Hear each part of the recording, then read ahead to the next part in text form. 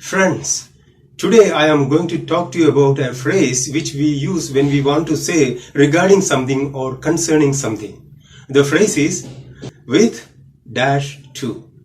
Many people use this phrase incorrectly, and that's why I left a blank there. Now consider this sentence. This meeting is regarding the increasing violence in the society. How would you replace the word regarding with the phrase with dash to?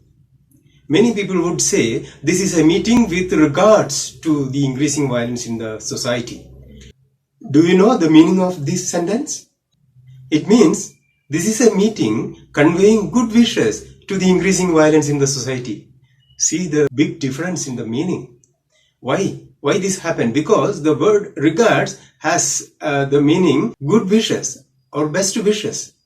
When we write letters, we write at the end regards, with regards, best regards. It means with good wishes.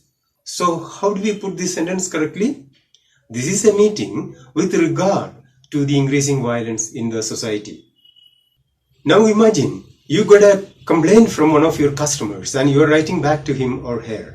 And at the outset you are writing, I am writing this letter with regard to your complaint, not with regards to your complaint. You don't want to convey good wishes to the complaint your customer has raised, do you? As you know, stray dog attacks are rapidly increasing day by day.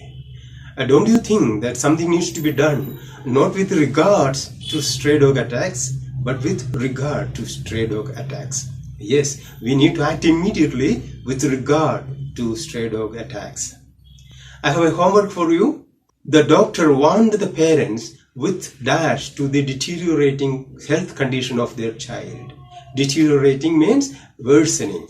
So fill in the blank correctly and also write how the meaning of the sentence would change if you were to put regards in the blank in this sentence. If this discussion benefited you, please share with your friends. And also please subscribe if you haven't yet done so. I will touch base with you next Tuesday. Till then, bye-bye.